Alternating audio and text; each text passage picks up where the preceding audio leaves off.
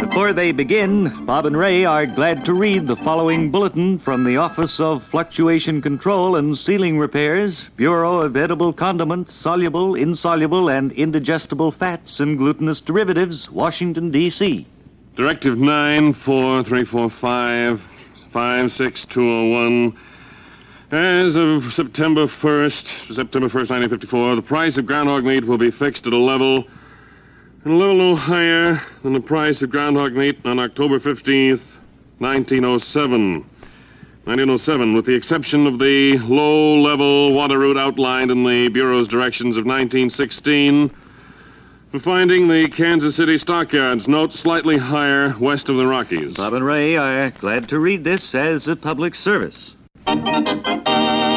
Now here's the picture all America has been waiting for. Now at last it can be told. Now for the first time, someone dares tell this different story. You'll be shocked. You'll be thrilled. You'll laugh. You'll cry. You'll wish you stayed home. When you see Repulsive Pictures' greatest triumph. Grub, the story of food. It took 5 years to film this moving spectacle. Imagine the stark realism of tons of roast beef consumed by 5,000 extras. See 1,500 screaming babies waiting for their strained spinach. See tons and tons of frozen food. Women fought for. Men died for. Grub. Grub stars Sherman Sturdley as fearless Figlione. Marcia Van Alshot as luscious Lucretia. Plus Jonas Lattimore as the kindly old grocer. And introduces Barry Campbell as Figlione's son, Mario, who'll sing his way into your heart. Can't you hear me calling Caroline? Now listen to an unforgettable scene from the picture Grub. Figlione has just been refused admittance to the cafeteria by Lucretia. You mean I won't have my grub today? I'm sorry, Figlione. If it were anyone but you. But you've always given me my grub, Lucretia. But today, Figlione, you have no ticket. If you were to be challenged in the grub line and you had no ticket, it would mean instant death. But, Lucretia, you don't understand. I must have my grub. Yes, scenes such as this are many in Repulsive Pictures' latest release. Filmed in various shades of gray, be sure and see Grub, the story of food. Produced by the same studio which gave you the moving vehicle Crosstown Bus. See Grub, the story of food, opening soon at your neighborhood theater.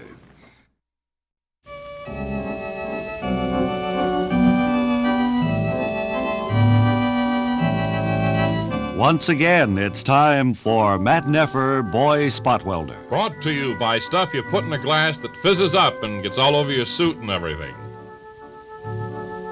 Matt's trying days at the aircraft plant are over now. He's between jobs and sitting in his tastefully appointed apartment.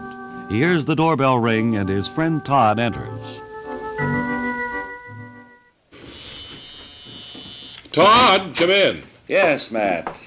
I hurried over when I discovered you were between jobs. It's a nice way of putting it. Actually, here I am, the world's champion spot welder, and I'm out of work, Todd. Well, that job at the aircraft plant is over now, Matt, but as champion welder, I'm sure you'll get another job very quickly. Out here in the back entry, Todd. Yes. Boy, it's cold out here. Yes, there's a nip in the air. Hey, don't have any heat out here, Todd. Well, it does keep the vegetables and apples nice and cold. That's what we use it for. And in the summer, it's always cool. In the winter, it's cold here. In the summer, it's always cool. Do you come out here and sit in the vestibule in the summertime very often? Oh, we don't call it that. We just call it the back entry, Todd. I do sit out here often in the summer months. Well, Matt, I wonder just what's been going through your mind since your last day at the aircraft plant. Whether or not you've had time to think about the future, to plan on what you're going to do now and, well, to get yourself busy. Up here, with... Todd, in the sewing room on the second floor. Right.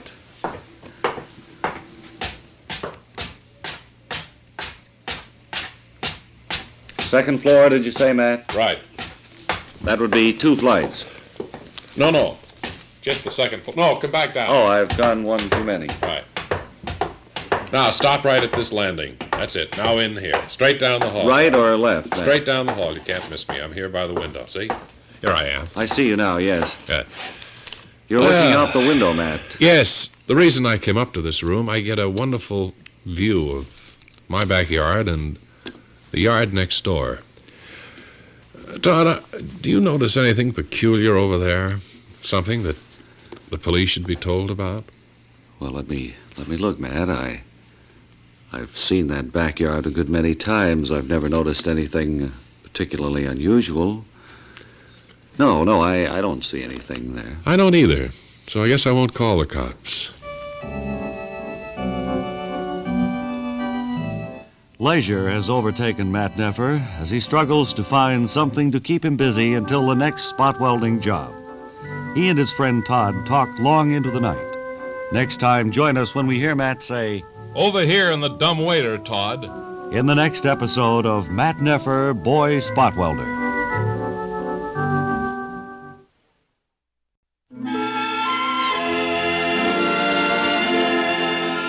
Now it's time for Just Fancy Dan, the Barber of Hartsdale. As we look in on Just Fancy Dan, we see him by his barber chair, attired in purple corduroy trousers, a kind of beige suede shoes, and a real gone blue hat. He's talking to Pliny, who's in the chair. Well, Pliny, you've had your troubles, all right. Just want to say we're almighty grateful for what you done. Well, Pliny, it's nothing that any barber wouldn't have done. Oh, Try and help a shucks, neighbor now. out. It's not that. What are you tough. grateful about? Everything We're I've all done? grateful. I want to tell you that the wife is grateful, too. How's your wife feel about all I've done for your family, Pliny? She's grateful. Well, I'm certain. Kids are almighty grateful, And too. I'll bet the kids are quite appreciative of all They that. want to appreciate. They appreciate everything you've done. Here, just turn a little bit this way. What's All that right, you Dan. say about appreciating, Pliny? I say we appreciate it.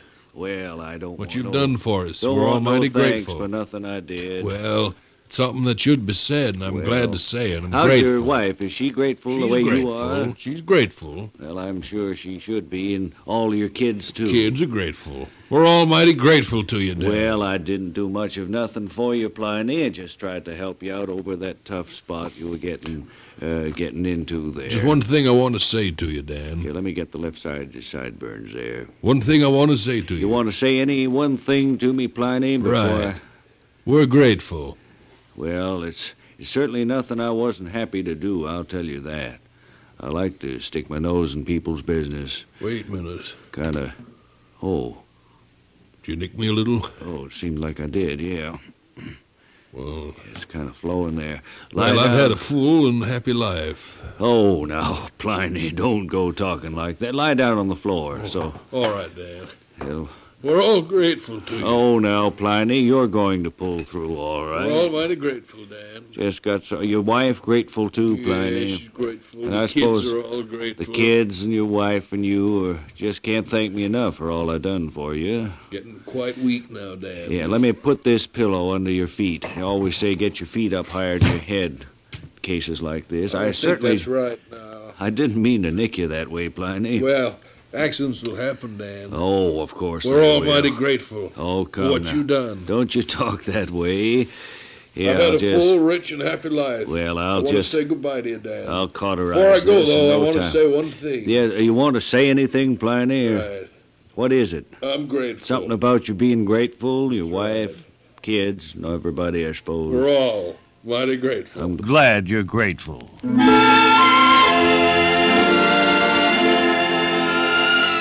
Yes, we're all mighty grateful.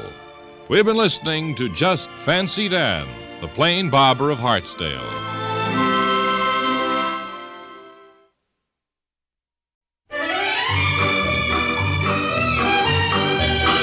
And now now it's time for King Yukon of the Northwest. King Yukon is a big, beautiful dog. And, of course, he belongs to the great sergeant of the Northwest Mounted Police, the late, great Sergeant Clarence E. McGillicuddy. As we look in on Sergeant McGillicuddy, down, King! King Yukon is right at his heels as they make their way into Dawson, and we hear... Come on, dog. You've got to ride into Dawson for supplies. Sergeant there. Yes, dog? I'm not the dog there. I am Pierre. Yes. Pierre, the half-breed on it there. Yes, Pierre.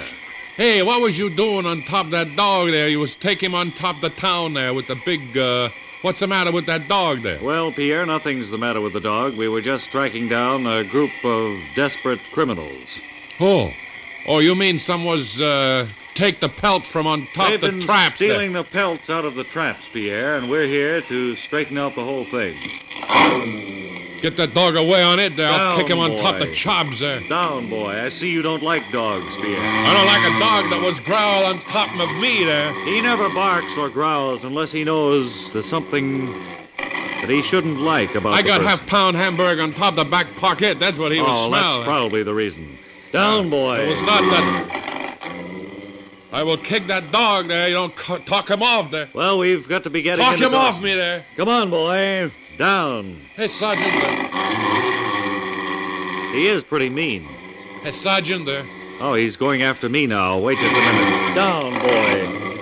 Why you have a dog like that, Sergeant? It was making trouble all the time. I don't know. They just assigned him to me. I was get him loose there on top of the woods. Down. Down, boy. Have you been having any trouble with your pelts, Pierre? Yeah, they was not hold up these pans there. I was having an awful time on top of the cold weather.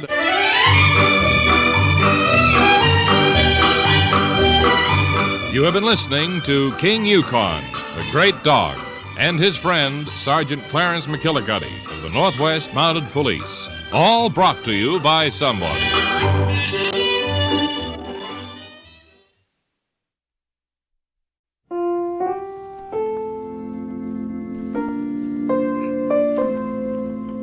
Hello again, everyone. This is Mary McGoon.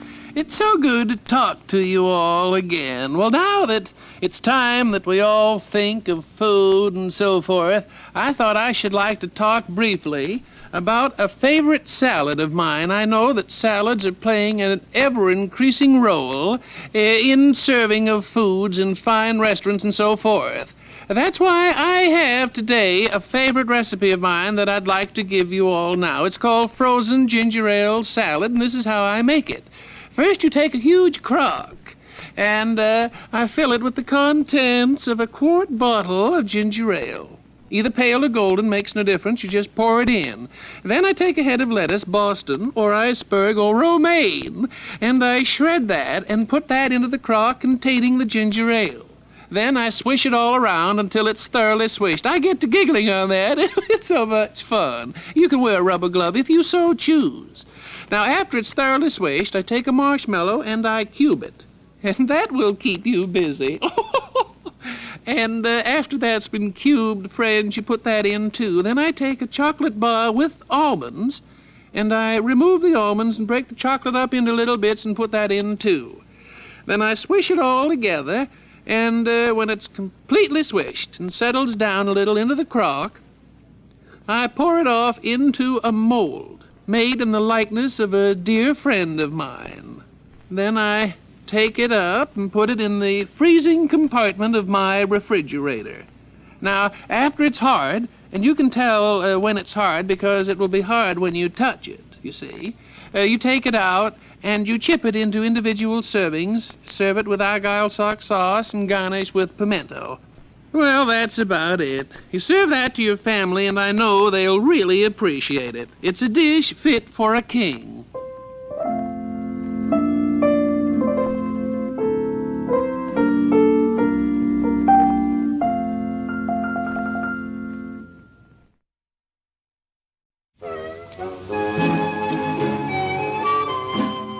Time again for Mr. Trace, keener than most persons. Today, the surly old investigator draws from his files the folder marked The Peg-Leg Man Murder Clue. It's late of an afternoon in some season, and in his office, Spike Delancey expostulates. Well, look here, boss. In my sandwich, worms. What's that, Spike, you They say? look like worms. Oh. Saints preserve us, boss. You don't suppose that somebody's trying to get me, boss? I would say this is a plot of some kind, Spike. Something more deadly than anything that man could I hate imagine. worms in my sandwich, boss. Spike, I think the heat has been getting you a little bit. Here, sit down by the air conditioner and cool off. All right, boss. Here, let me pour you a glass of cold water from the water cooler. Thank you, boss. You wouldn't be after having a little beer, would you, boss? I think there's some in the cooler, Spike. Fine, thank you, sir. I'll go help myself, boss. You do that, Spike. Meanwhile, you look for... Why, Spike. My teeth almost came out, boss. I was saying clues. Clues, right, Spike. I'll look through my report on the last case. Nothing in here about sandwiches. Nothing in here about murder. Saints for service, boss. The door, Spike. Do you want me to open it, boss? I think you'd better. Someone evidently seeks to enter through the attic. Wait. All right.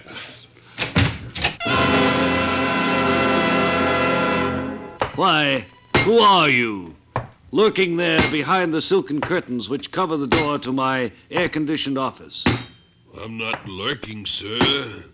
I'm right here. I want Spike. to talk to you. Spike, it looks like some kind of a peg-legged person. Saints preserve A us. seafaring man, perhaps.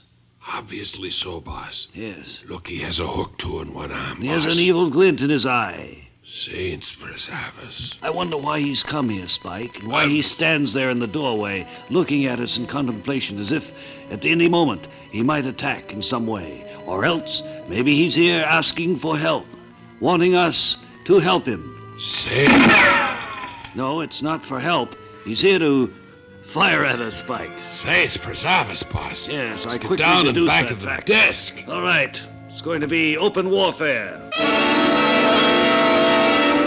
I want to talk to ye. Both of ye. Us, sir? Yes, ye. Both of ye. Well, come in and sit down. Saints preserve us, boss. I Looks don't like a the looks of bad this. crime, Spike. Here, I'll sit here. I think I'll call this case the Peg-Legged Man Murder Clue. And so we learn why Mr. Trace calls this case the Peg-Leg Man Murder Clue. Be sure and join us next time when we'll hear the old seafarer say, And then me boat settled on her side and sank beneath the waves, and I went down with it, fulfilling the unwritten oath of all men, in the next Who make- episode of Mr. Trace, Keener Than Most Persons. sailing the seas their life's work. And then I remember, about 3 days after I went down,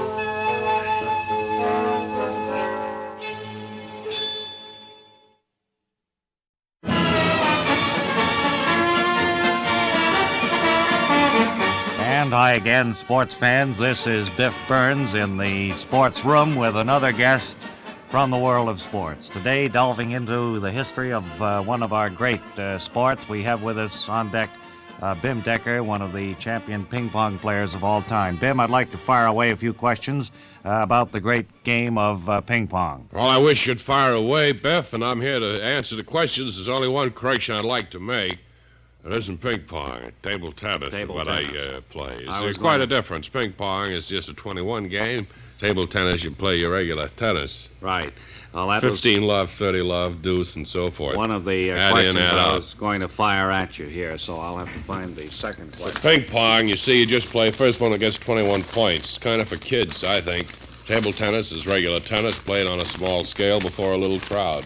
You're listening to Bim Decker, one of the outstanding all-star table tennis champs of all time. Bim, I understand that your left-handed backstroke has never been equaled by anyone in the game. Well, I'm one of those fellows who can play with either hand. I sometimes flip the paddle over to my right hand or my left hand, Naturally, I'm a right-hander, but on occasions I can give you a mean left-handed forehand, or, as you pointed out, my left-hand backhand, or backhanded left hand. Right, and standing back as far as you do in those championship matches, you have plenty of time to switch from right to left.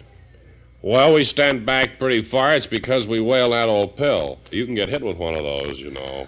I understand that, Bim, you've been out of the ranks of the professionals for this past season. You had a recurrence of an old ailment, did you? That's right. I have a hammer toe on one of my feet. My second toe is a hammer toe on my right foot. Uh-huh. And also I swallowed a ping-pong ball earlier in the campaign. And it should, of course, make for a little bit tough going for a while. Tell me this, who's the toughest opponent you've ever come up against in championship competition? By that I mean you've met the best in the field.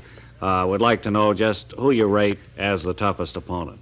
Well, I've read where they call me my own worst enemy. I'd say that I probably, myself, when I'm off, is the worst fellow I've met up against. You yourself. Well, that's I don't mean to say statement. that I haven't played other good players, but I think that I'm my own worst enemy. As far as the bad there. players go, you're your own worst enemy. That's right, I am. I know there are a lot of youngsters listening in, Bim, who would like to one day grow up and pass from ping pong to table tennis and become a champ like yourself. What would you advise them to do to reach that height? Well, you can't get started too early, I'd start by saying to the kids. Now's the time to pick up a ping pong ball, get to know the paddle. Play ping pong, table tennis every chance you get. Play fair. Play honest, play hard, play spirited. When you grow up... Bim, I hate to do this. I hate to interrupt, but I see I'm getting a signal that our time is just about up. Before you go, I'd like to serve you up a real hard, fast one and have you give the folks a demonstration of that quick return of yours. Here it comes. Ladies and gentlemen, I'm sorry. It lodged in Bim's mouth. He had his mouth open, and we'll have to attend to that after we leave the air. Sorry, Bim. That's about all we have time for in the Sports Room now, fans. Until next time, this is Biff Burns saying, until next time, this is Biff Burns saying so long.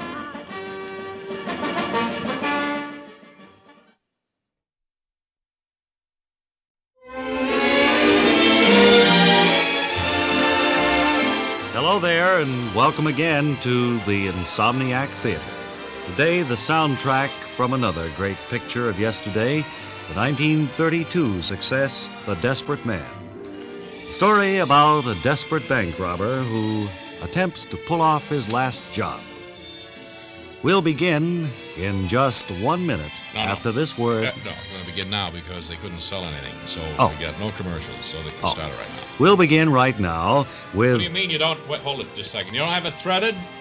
Do you have any announcement there about don't start forest fires? I can fill here with something. The leading role is portrayed by Worthy Dunphy, his wife by Martha Oldsweet. I wonder where they are now. And just a reminder that some of your neighbors may have retired, so keep the sound low. A lot of them have moved.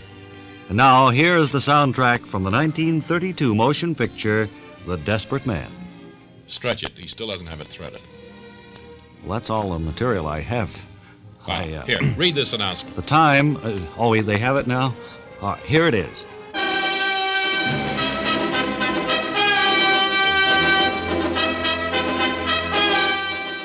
Just about time for the big bank wobbly. Oh, I wish you wouldn't do it. Well, we need the money if we're ever going to get that little chicken farm we've been planning on. But, Lawrence, if you had only worked, you could have accumulated enough money to buy any chicken farm. Oh, I know, but this is a surefire thing. All we You're got to do smart. is walk into the bank, pull the heist, and then make the split up, and we're all set. We'll be set for life. Suppose you get caught.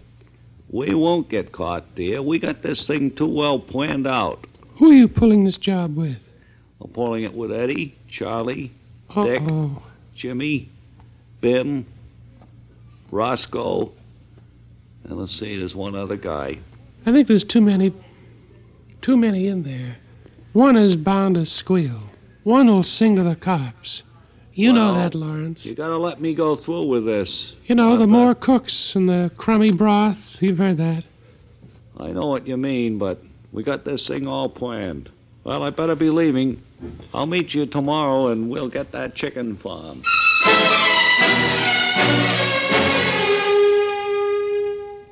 You know what you're going to do now, Lawrence. Yeah, I know, Roscoe. You're going to sit in the car. Right. Keep the motor humming there, boy. Okay, good luck, fellows. Okay, Lawrence. There they go into the bag. Yeah? You go right over and knock off the teller. I'll take care of the guy. Right. Okay, give me all your money. What is Right this? in this bag. Yeah, A this is hold-up? a hold-up. That's right. Right in this bag. Well, you've hit us at a good time. Almost $6 million. Yeah, we know. $1 bills here. We know, yeah, they're unmarked, too. Yeah, that's right. We had this figured out, Pally. Okay, I got it, Roscoe. Come on, they set off the alarm. Hurry up. Why, you? Come on, we don't have time. What's the matter, fellas? Run into some trouble? Get this heat rolling. Come on, will you, hurry up, Lawrence. Let's go. Okay, here we go.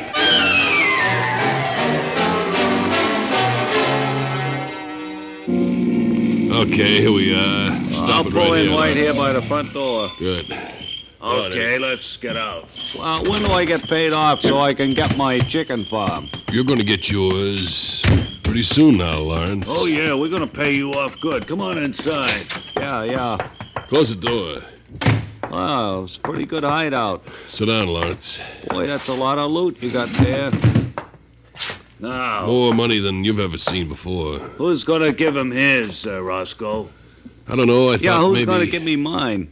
I thought maybe you could take him in the next room and give it to him good. Hey, that's a good idea. Give it to him with a little dividend. With interest, huh, Roscoe? Come That's on, right. Lawrence. Yeah, well, you don't need to give me any interest, just as long as I get my share, that's You're going to get it the minute you get in that room. Don't worry. Don't worry none, Oh, Lawrence. well, okay. Give it Now, to him good, As long Eddie. as I get it. Good. I will.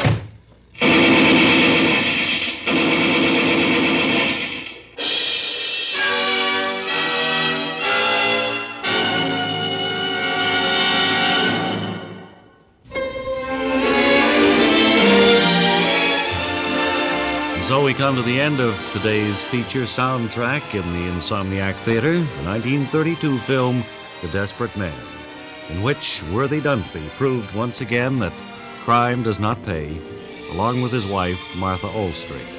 Be sure and join us next time for another soundtrack in the Insomniac Theater. It was very interesting. Now, let's see what this is. Take time out to enjoy a little refreshment. Tony, what do we have for the folks today, huh? Well, that's right, Arthur. This is eating time. We have some rye bread for everybody sent over from the Rye Bread Institute. That's good. What else? Jelly donut, Arthur. A jelly donut, huh? That's right, Arthur. Sent over from the Jelly Institute. So it shouldn't be a total loss. What right, else? Arthur. This is National Antifreeze Week. Everybody get a little paper cup full of antifreeze? Well, we forgot that, Arthur. And this is National Save the Horse Week. That's right, Arthur. We got a couple of beauties I want to bring out for you now. Would you lead that Arabian stallion out here, please? It's a beautiful horse, Arthur. Isn't he a beauty? That's right, Arthur. Climb up on him, Tony. Just show the folks, huh? Well, We got the high hurdle set up over there at the far end of the studio. Well, Arthur, And I want to show you what a jumper this steed is. He's tame. You get up on him there. Well, Arthur, I may fall off. You won't fall off. Hang on to the reins there, see? He can do this How do you all get up, by Arthur? himself. Just up. That's the way.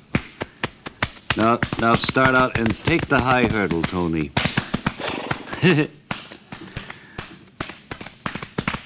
Missed it that time. I'd like to get down now, Arthur. You're down, boy.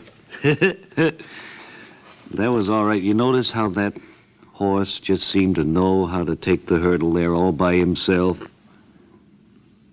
Tony? Oh, Tony.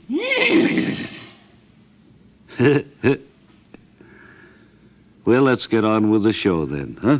Somebody get him out. We call in correspondent Wally Ballou at the Detergent Box Derby, Uphill Falls, Oregon. Ballou at the Detergent Box Derby, as we have reason to believe you've been told that they push these little wagons that they have built themselves up this hill. Just a correction here, Wally. Here's Artie Schermerhorn, ladies and point gentlemen. out that rather than mislead the public, all these kids did not build these themselves. They could have help from their fathers. I think that it's probably proper that we mention that, Wally. Lulu, from my vantage point, a scene of panoramic beauty spread out up ahead of me. And you're right, Artie. And as a matter of fact, looking over these little cars, I would say that in 90% of the cases, the old man made it for the youngster. Just a correction on your figures.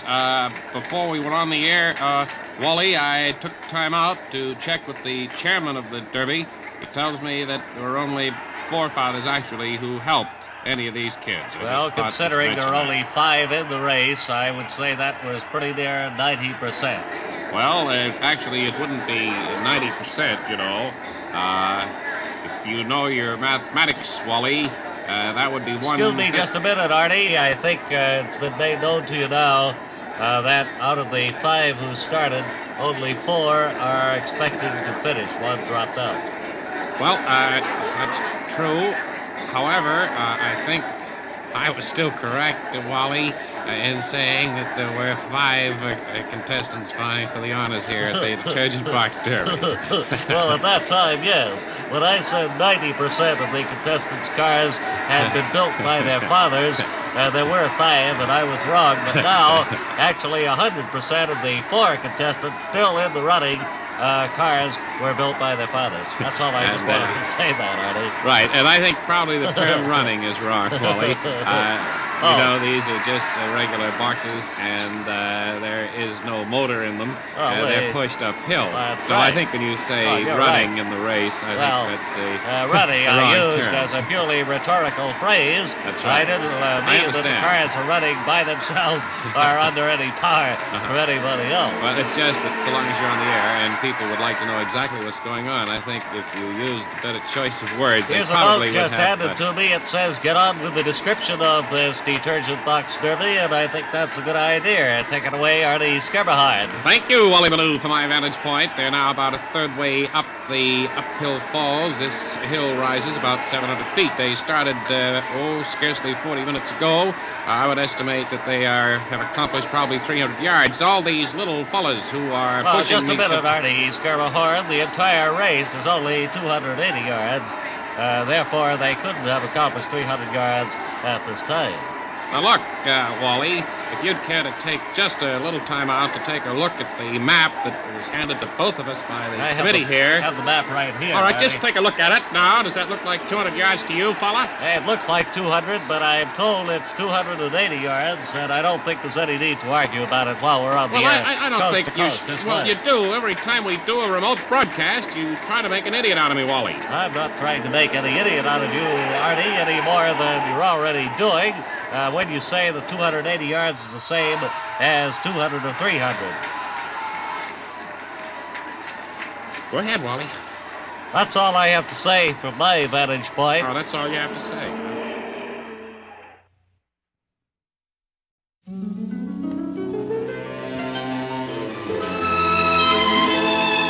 Now, instead of a traffic report and stock market thing and all that, we bring you another episode of One Fella's Family.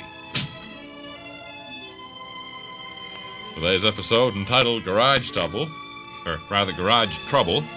is taken from Book V, Chapter II, page 235. As we look in on the family now, we find that Mother... Well, Fanny, I finally got the rose bushes trimmed. Well... Just in time, too. It looks like snow. Yeah. It's a shame we didn't have one rose this summer, didn't we? Well, that's what comes of trimming them too close like I did last year. Well, why don't you let them be? Yeah. They're so small now, you've pruned them almost even with the earth. I thought I might call up the rose hybridizer to find out just whether I'm doing it right or wrong, Fanny. I forget what kind of roses those are out there. Well, they're some kind of... But didn't we have the Reza Stevens rose there one year? Well, all I can remember is the Ma Perkins rose. That was a beauty. Yes. I wonder if we'll get any message from Jack today. I don't know, but didn't we have a wonderful holiday, though? Yes, it was a The more very I delightful. think of it, and the weekend of following is so exciting. All of the children were here, Hanky and Panky, Yes. Stinky and Blinky, And Slinky. and Slinky, the twins. Nice to have the whole family, the whole family together Yeah. for Thanksgiving.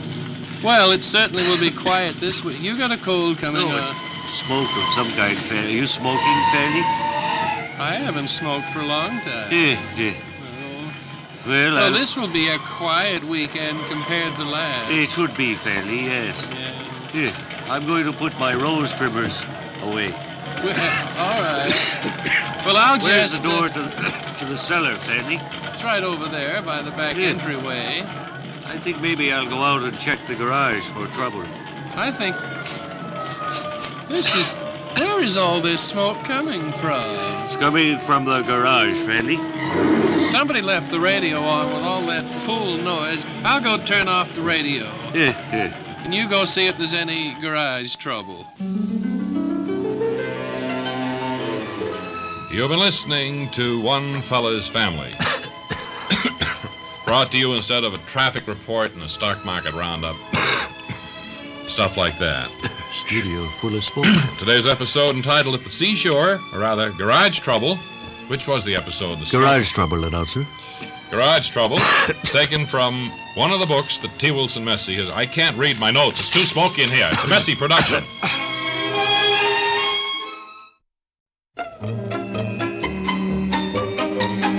And once again, hello, ladies. This is your True to Life announcer, Danny. All right, sitting Danny, in now, Aunt Penny's True to Life kitchen. What, Aunt Dan, Penny? I want you to cut it short because the last time you talked so much I couldn't finish my story. Well, I just like a handful of these cookies, Aunt Well, Penny. take 'em, Danny, and dry up. Now, what's our True to Life story about today? Today's story about Ms. and Mrs. Lawrence Hedges. Aunt Penny, do you Tonight- mind if will I you raise be- the shade? It's a little Oh, too Danny, now sunlight in don't get going on that shade again. I do want to tell the story about Mr. and Mrs. Lawrence Hedges. here. All right. Well, Larry, he was called. He worked for the railroad, and he decided one day that he and the missus would go east. And rather than take the railroad, they thought they'd drive off in their new automobile. This is many years ago, and they had a whippet. And they get in the whippet. Did that make it go better, Aunt Penny? Oh, now, Danny, we won't have time for those puns. Now, let me get along with the story.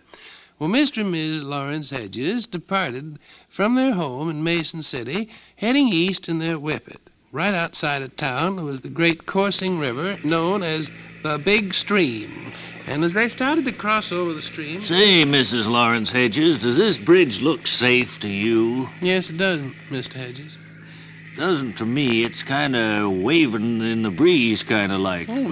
that's- Hedges. Don't seem to be waving any more than any other bridge would wave in the breeze. No, but see how the cables Keep seem your to be- eye on the road rather than looking at the cables. If you don't mind, we do want to get east, don't we, to Metropole to visit our neighbors? I know one thing, though, Miss Lawrence Hedges. I wish we were on the other side of this bridge instead of right in the middle of it.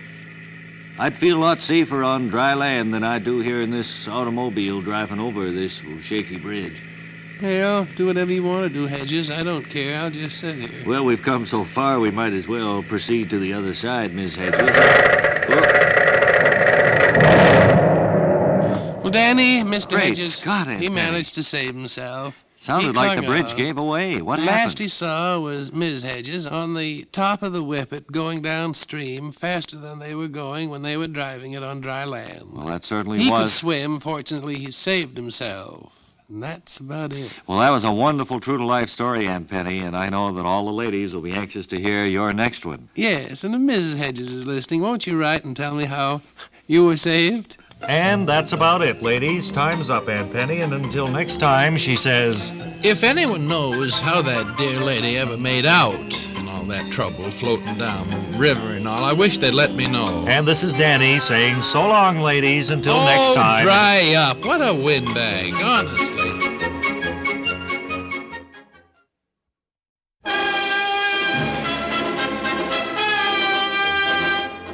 Your sanitation department in action. My name is Reginald Daddlepoop Jr. My job, keep the city clean. Keep the city's streets clean. Each day, my partner and I pick up garbage and trash that people throw out. One morning last summer, we were rolling down 2nd Avenue in a great big truck, and... Hey. Yeah, Sam. Or Fred. It's kind of gamey. Well, it's a warm day. Got your lunch with you? Yeah, I got it in the glove compartment. Gee, I hate to pick up stuff from a fish market on a day like this. Boy, this traffic is miserable, isn't it? Would be One thing I eating hate fish. is traffic. We'll be eating fish on a day like that. Yeah. Well, I guess the fish markets go on and on. Yeah, it's the hum of a big city, the activity that has to go on to keep the city moving. Sure like to get back on Grand Central again. Just stabbing papers. That was a good run, Fred. Boy. Remember, I used to get home by 4:30, play with the kids, take a quick dip. Now it's 7 o'clock, 8 o'clock. The lights used to be staggered along here, didn't they? Yeah, seems like. Well, There's a red light here we gotta stop. it's a stop anyway. Who's gonna... Any garbage today? It's your any turn garbage? to heave the barrel, Fred. Any garbage, sir? Oh, he doesn't have any garbage. Thing looks empty. Let's Lights roll. turn green. Let's go. Let's roll. We must have about half a load by now. We can't go back with half a load on. No, the chief would really blow his top. Here's a trash can. Let's pull up here. Whose turn is it to hurl a barrel? I'll jump down. Hey, do you need an umbrella? What do you mean it's not raining? No, but it's a pretty good umbrella. It's got Okay. one hole in it. I'll take it. Sure. Throw it up here in the treasure box. You wear 11 and a half shoe, don't you?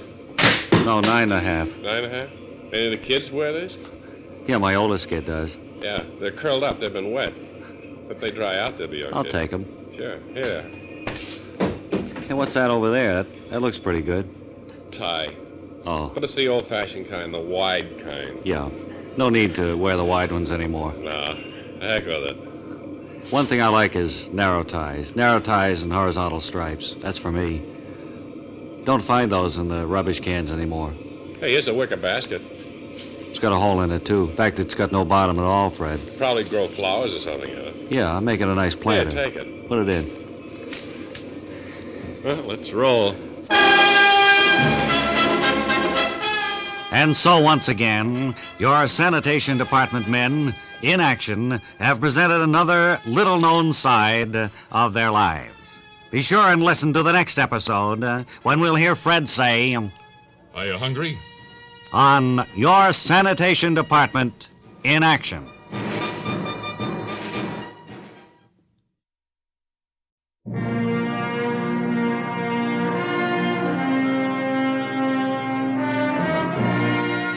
Time now for Sea Search, the stirring adventures of freelance skin diver Lloyd Bricker and his diving partner Lance Spears. Today's episode, titled Perforated Eardrums, takes place near their home base, Catalina Island. Well, let's hustle aboard the skiff, Lance. We've got 3 other jobs just like this today in different parts of the harbor. Yeah, there's been a rash of these things lately. It seems like the only kind of assignment we get. You think a guy who spends $500 to $600 for a new outboard motor would learn how to fasten it on his boat properly? Yeah, you'd think so. They no sooner get away from the pier than the thing shakes off, sinks to the bottom, and we got to fish for it.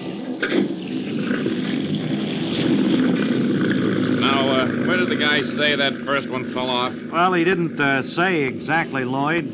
Just out near the middle somewhere. Mm-hmm. Middle of what? The harbor, the bay, the ocean, or what? I think he said the bay. Said he marked the spot by pouring some oil on the water, like in the submarine pictures.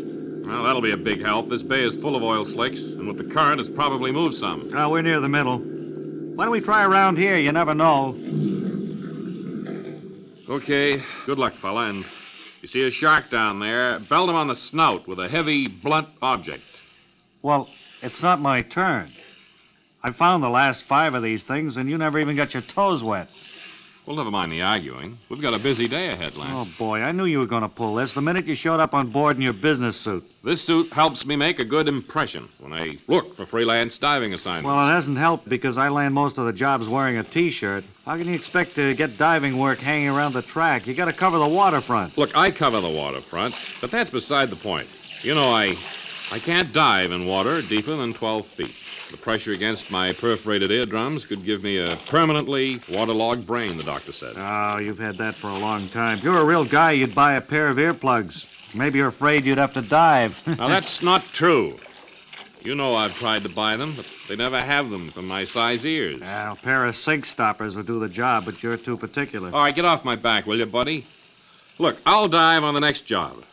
Now, you know my word is good. As good as an empty aqualung. Hey, that reminds me, did you remember to put air in the lungs today? Gee, no, I thought you were going to do it. Boy, is this caper turning into a fiasco. If you were any kind of a guy, you'd dive holding your breath. You know that if I hold my breath, I get heartburn. That's just like swimming after a big meal. Yeah. Well, look, I say if a guy's stupid enough to drop his outboard motor in the drink, it's his tough luck. That's what I say. Let's split. Tune in next time for another exciting sea search story entitled Cockles, Mussels, Alive, Alive-O. When you'll hear Lloyd Bricker say... Now, listen, Lance. I only said my word is good, not great. On Sea Search, an El Guco production.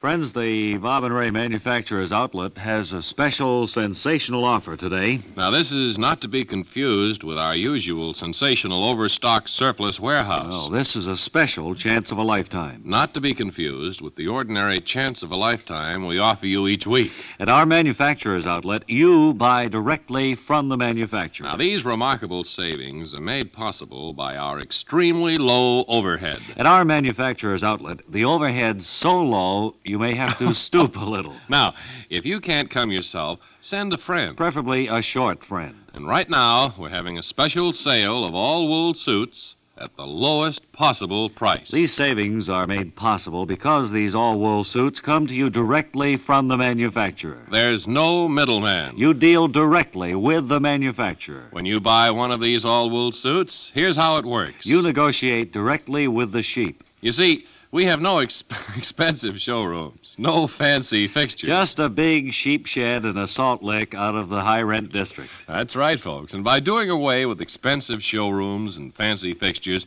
we pass these savings on to you. But, of course, you have to pay for these ads which tell you how we keep our costs so low. And when you drop down to Manufacturers Outlet, ask for our good friend, Generous Joe Sturdley. You'll recognize him by his snowy white T-shirt and deck sneakers. And a silly grin on his face. Here's a man with us who has a story that's practically unbelievable and certainly points up the fact that there are new horizons available today. What's your name, sir? Frank Liberace. Well, now, as I understand your story, 2 weeks ago, you were worth somewhere around $150. Yeah, that's right, counting my jacket and my Geiger counter and my high leather shoes. Well, there's the tip-off, that Geiger counter, because here is a real-life uranium prospector who this morning tells me he is worth $350 million, all of this within 2 weeks' time. Would you tell us the story, Mr. Liberace? Yes, last fall, I went down to, in New York, Abercrombie and Fitch. Mm-hmm.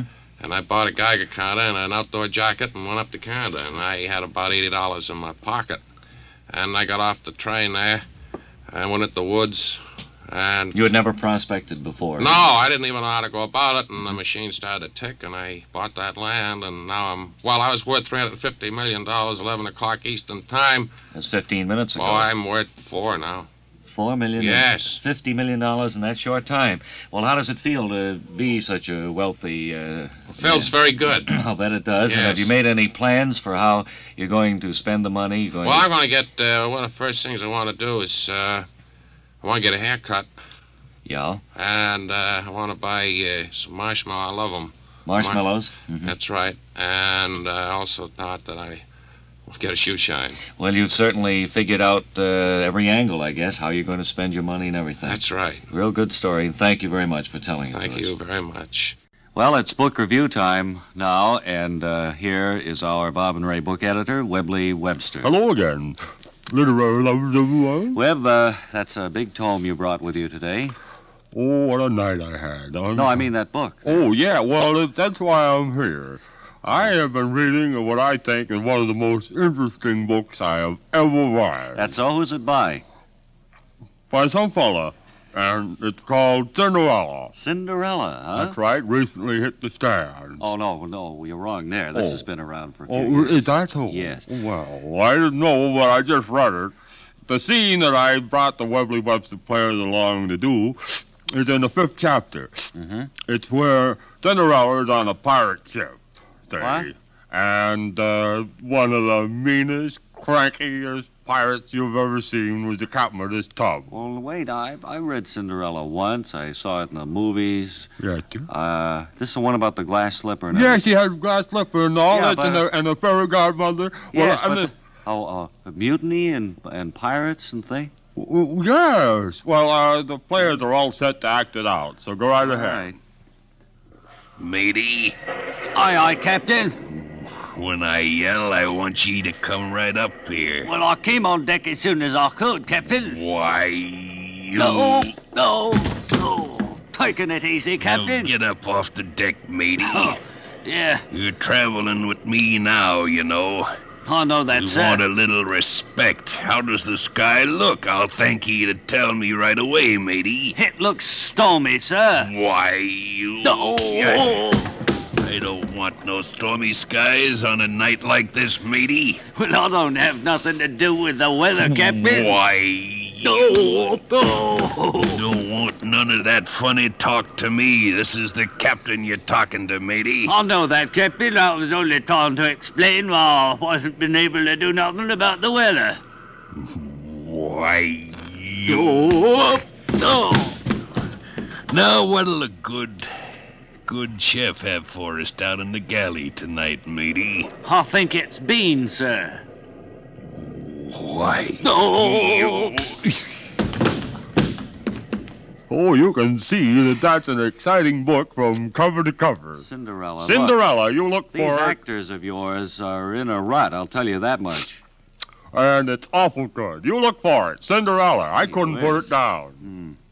Bob and Ray on the music scene now, as we bring good news to a lot of you older listeners with memories that go back to the great Irene Fleming Getchell Orchestra. Here with us are the McBeebee Twins, and I just want to let you fellas tell us the story because it's a real thrill what you have to say, and I know a lot of music fans will welcome it. Yes, Bob, it's a big thrill for us to be here and to bring you the wonderful news that we bring. We have obtained through the executives of the late Irene Fleming Getchell permission to use all her old arrangements and her instruments, bandstands, uniforms, and gowns.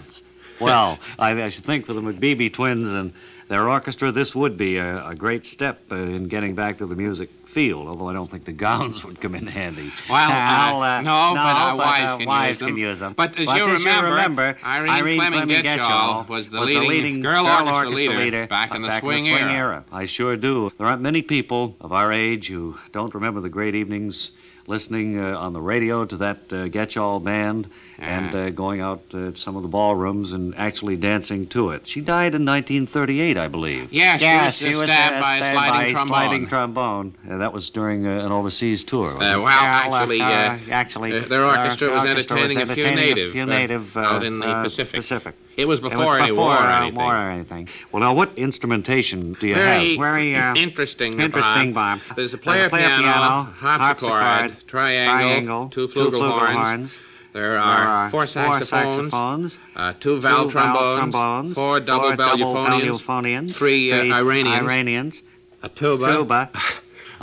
Sounds interesting, right? French horn, electric horn, and the electric Russian caviar. That's certainly a different grouping of instruments. I don't think more than one or two are used in many of the bands. Stan Kenton, I know, has mellophonians, but this should make for different sound, all right. The executives have insisted that when we conduct the band, we'll have to hold a glass of champagne. That seems silly. Miss Getchell just as the way Irene Fleming Getchell always did. She always did. I remember she used to stand there in front of the... What was that for, do you know? I think she wanted to get loaded. Mm-hmm. Well, now, you've got your itinerary lined up for the next few months. That's right. We started at 2, then we move over to Kiska, then we go south to Nome, Anchorage, and down to Vancouver, Seattle, southward to Portland, Eugene, Oakland, San Francisco, Modesto, Sherman Oaks, Encino, Van Nuys. Then we take the number 3 bus to Hollywood, where we'll be arrested.